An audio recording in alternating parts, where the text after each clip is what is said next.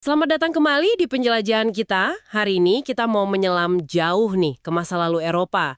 Jauh sebelum sejarah dicatat, bahkan sebelum Romawi, sebelum Charlemagne. Kita lihat Eropa setelah zaman Neanderthal ya.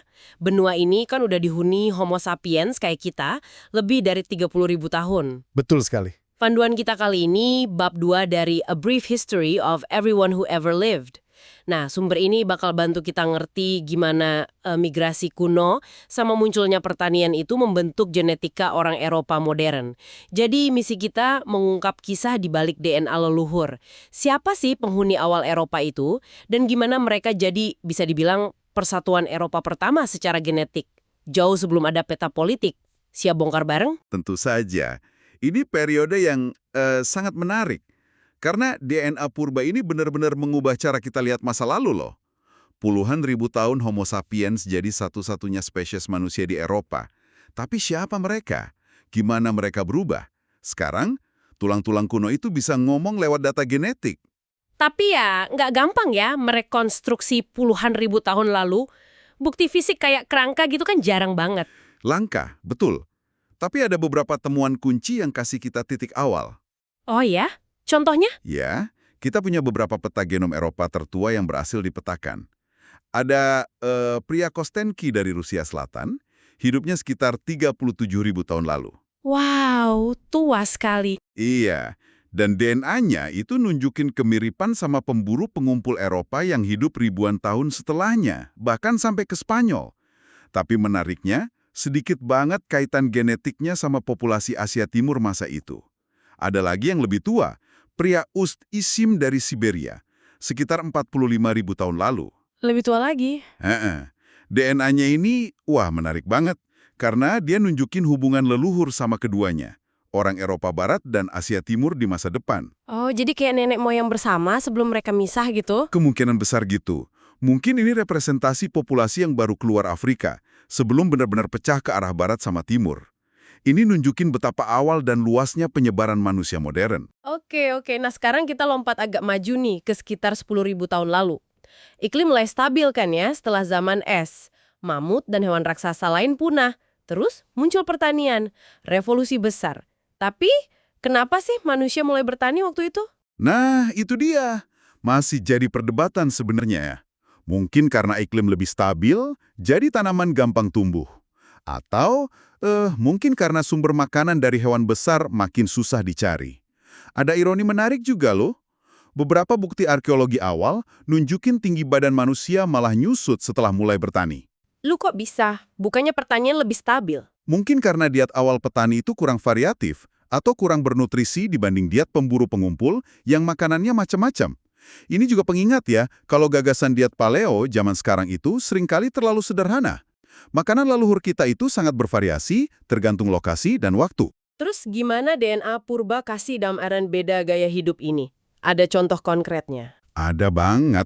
Kita bisa lihat langsung dari individu kuno. Ada Lochbourman dari Luxembourg, hidup 8.000 tahun lalu. Dia ini pemburu pengumpul klasik. DNA-nya diambil dari tulang yang ditemukan barang alat-alat berburu. Oke, pemburu pengumpul. Terus lawannya? Nah, bandingin sama Stuttgart Woman dari Jerman, hidup sekitar 7.000 tahun lalu.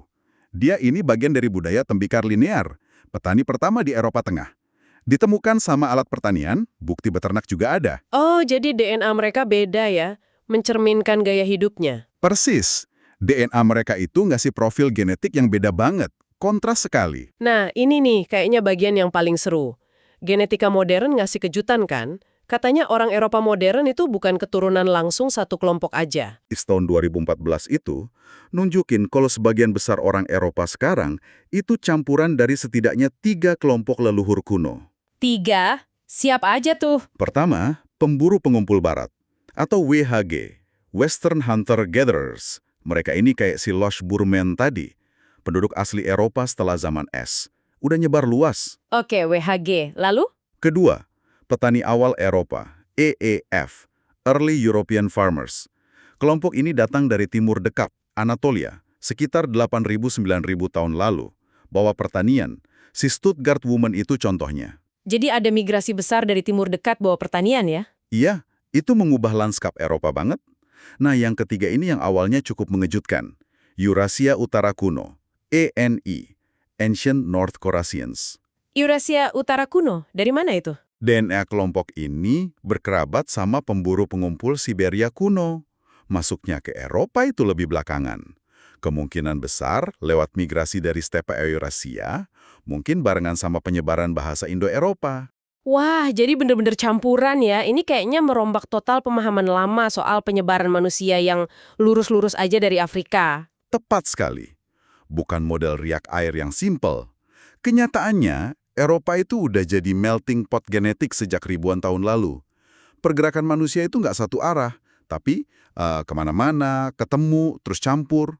Ada contoh menarik.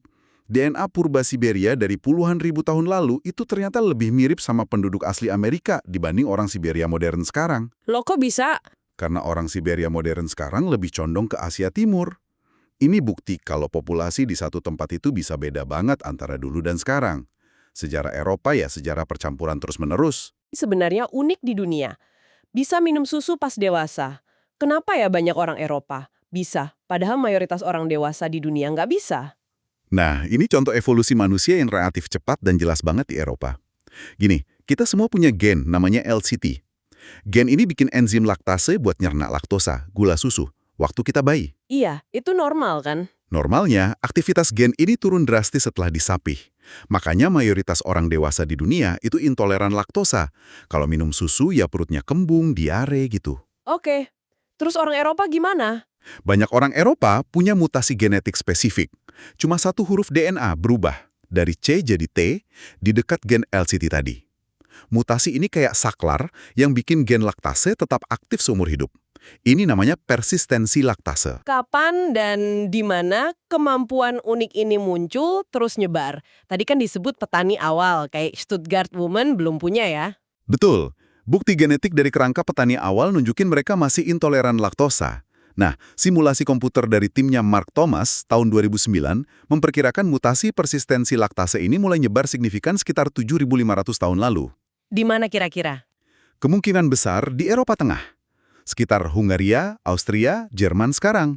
Lokasinya pas banget sama penyebaran budaya tembikar linier, para petani awal yang juga mulai beternak sapi. Wah, nyambung ya antara budaya sama genetik?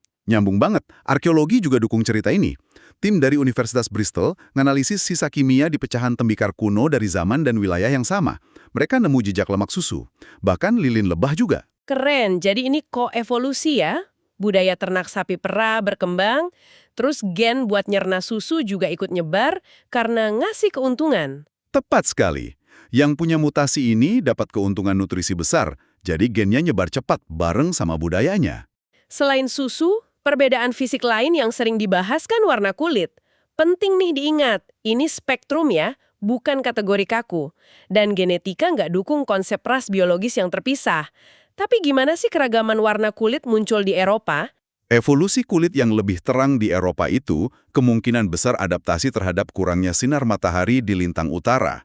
Ini penting biar kulit bisa bikin cukup vitamin D. Prosesnya melibatkan beberapa gen beda. Ada temuan menarik nggak soal ini dari DNA purba? Ada. Dari Lochburmen tadi, si pemburu pengumpul 8.000 tahun lalu. Analisis genetiknya nunjukin kombinasi yang mungkin bikin kita kaget sekarang. Dia punya varian genetik buat kulit gelap. Kulit gelap? Iya, tapi Yale juga punya varian buat mata biru. Hah? Serius? Kulit gelap mata biru? Iya, ini nunjukin kalau ciri fisik yang sering kita kaitkan, kayak kulit terang sama mata biru, itu nggak selalu berevolusi barengan atau di waktu yang sama. Menarik banget. Terus soal rambut merah gimana? Katanya ada kaitan sama Neandertal. Gen MC1R memang berperan buat pigmentasi rambut merah. Ada sih analisis DNA Neandertal yang sangat terbatas yang nunjukin mereka mungkin punya varian genetik beda yang bisa bikin rambut kemerahan. Tapi mutasinya nggak sama kayak manusia modern berambut merah. Jadi buktinya masih spekulatif banget. Terus berita heboh rambut merah bakal punah karena perubahan iklim itu gimana? Itu nggak didukung bukti ilmiah sama sekali. Itu salah paham soal cara kerja genetika populasi dan seleksi alam. Variasi itu normal kok. Oke. Nah, mari kita lihat gimana prinsip percampuran dan adaptasi ini kelihatan di wilayah yang lebih kecil. Kepulauan Inggris misalnya, kan punya sejarah unik jadi pulau setelah Doggerland tenggelam ya. Benar. Dan ada proyek keren namanya People of the British Isles. Mereka ambil sampel DNA orang Inggris, tapi syaratnya unik. Keempat kakek neneknya harus dari wilayah geografis yang sama dan kecil. Tujuannya apa tuh? Mereka mau lihat pola genetik regional. Mereka analisis ratusan ribu penanda genetik kecil, SNP namanya, kayak kode pos di DNA, terus dipetain. Hasilnya, wah, mengejutkan banget. Bukannya campuran rata gitu ya di pulau sekecil itu, tapi malah muncul kelompok-kelompok genetik regional yang beda. Beda gimana? Batas-batas kelompok genetik ini seringkali secara mencolok itu cocok sama batas kerajaan Anglo-Saxon kuno atau pola migrasi historis lainnya. Contohnya pas Anglo-Saxon datang setelah Romawi pergi, Data DNA nunjukin migrasi Anglo-Saxon abad ke-5 itu bukan gantiin total penduduk asli Britania, bangsa Celtic, tapi terjadi percampuran genetik yang signifikan. Gen Anglo-Saxon memang dominan di Inggris Selatan dan Timur, tapi ya campur sama warisan genetik yang udah ada sebelumnya. Jejak fitting juga kelihatan. Proporsinya beda-beda di tiap wilayah, sesuai sejarah serangan dan pemukiman mereka. Detail banget ya sejarah yang bisa direkam DNA. Islandia juga contoh unik kan ya? Baru dihuni abad ke-9, populasi awal kecil, catatan silsilah lengkap, terus lumayan terisolasi. Ya, Islandia itu kayak laboratorium genetik alami. Makanya banyak studi genomik besar di sana, kayak oleh Decode Genetics. Salah satu temuan paling menarik itu dari analisis DNA pemukim paling awal dari sampel gigi abad ke-10. Hasilnya nunjukin pola jelas. Kromosom Y yang turun dari ayah ke anak laki itu sebagian besar dari Norse, Skandinavia. Cocok sama sejarah Viking pria yang datang. Tapi apa? DNA mitokondria atau MTAD yang turun dari ibu aja nunjukin cerita beda. Bedanya gimana? Mengejutkan, sekitar 62% MTAD pendiri Islandia itu asalnya dari Gaelic, wilayah Irlandia atau Skotlandia sekarang. Wow, 62%. Itu banyak banget. Artinya apa? Artinya, mayoritas perempuan pertama yang menghuni Islandia itu asalnya dari Kepulauan Inggris, bukan Skandinavia. Mereka mungkin dibawa sebagai istri, pasangan, atau ya, dalam beberapa kasus, sebagai tawanan atau budak sama pria Viking. Ini ngasih gambaran pendirian Islandia yang lebih kompleks dari yang kita kira. Oke, sekarang kita pindah ke topik yang agak kelem nih, tapi penting banget buat ngebentuk Eropa. Wabah penyakit. Kita fokus ke bakteri Yersinia pestis, penyebab wabah pes. Gimana sih biasanya bakteri ini nyebar? Cara klasik penyebarannya itu lewat kutu tikus, Xenopsia lachiopsis. Bakteri Yersinia pestis ini berkembang biak di usus kutu, terus bikin sumbatan. Nah, pas kutu yang keinfeksi ini gigit korban baru, biasanya tikus tapi bisa juga manusia, sumbatan ini bikin si kutu muntahin bakteri ke aliran darah korban. Mulailah infeksi mengerikan itu. Dampaknya di sejarah Eropa kan tercatat dahsyat banget ya. Luar biasa dahsyat. Wabah Justinian abad ke-6, pusatnya di Kekaisaran Bizantium, diperkirakan bunuh puluhan juta orang, mungkin ikut mempercepat runtuhnya sisa Kekaisaran Romawi Barat.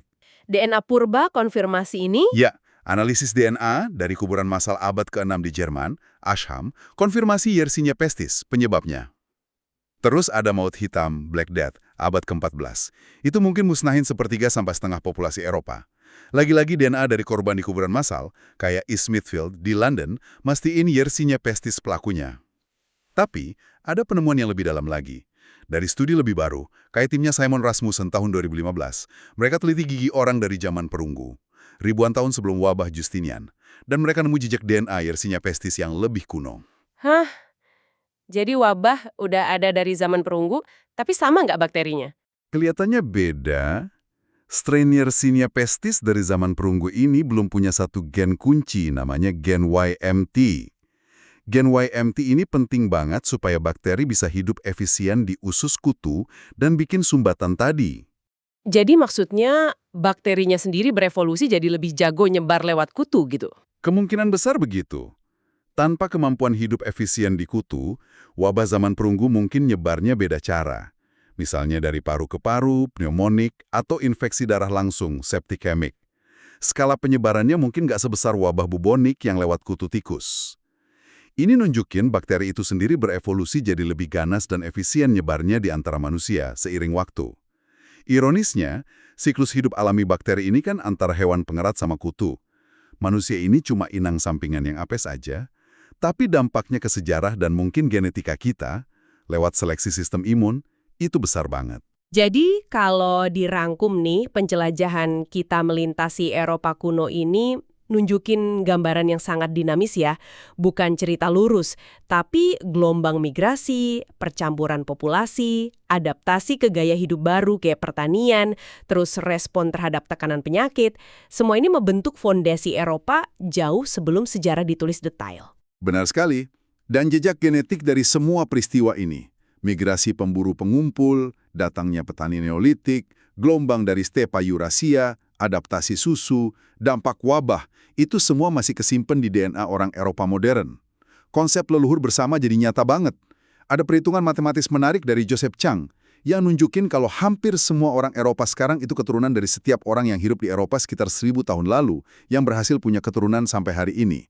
Termasuk tokoh sejarah kayak Charlemagne gitu. Jadi Anda nih pendengar kita, kemungkinan besar juga keturunan Charlemagne. Secara matematis ya, kalau Charlemagne punya keturunan yang lanjut terus sampai 1000 tahun kemudian, dan kita tahu dia punya banyak anak, ya kemungkinan besar Anda salah satu dari miliaran keturunannya.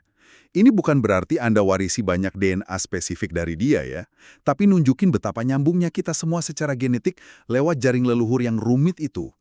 Inilah wujud persatuan Eropa pertama, yang sebenarnya persatuan genetik yang terbentuk dari ribuan tahun percampuran, jauh sebelum ada Uni Eropa politik. Wah, penjelajahan kita hari ini benar-benar ngebuktiin ya, sejarah genetik orang Eropa itu jauh lebih kompleks, saling terkait, dan dinamis dari yang mungkin kita bayangin. DNA udah buka jendela luar biasa ke masa lalu, ngungkap kisah migrasi, adaptasi, dan ketahanan leluhur kita yang ngebentuk benua ini. Dan ini munculin pertanyaan yang menarik ya buat kita renungkan bareng. Mengingat sejarah percampuran genetik yang begitu dalam dan luas di seluruh Eropa, yang terjadi jauh sebelum konsep negara bangsa modern muncul, gimana seharusnya ini pengaruhi cara kita lihat gagasan soal identitas nasional atau etnis yang sering dianggap terpisah dan murni? Apalagi ya yang bakal diungkap tulang-tulang kuno di masa depan tentang siapa kita sebenarnya. Terima kasih banyak sudah bergabung dengan kami dalam penjelajahan mendalam ini. Semoga ini bikin rasa ingin tahu Anda makin besar. Sampai jumpa di penjelajahan berikutnya.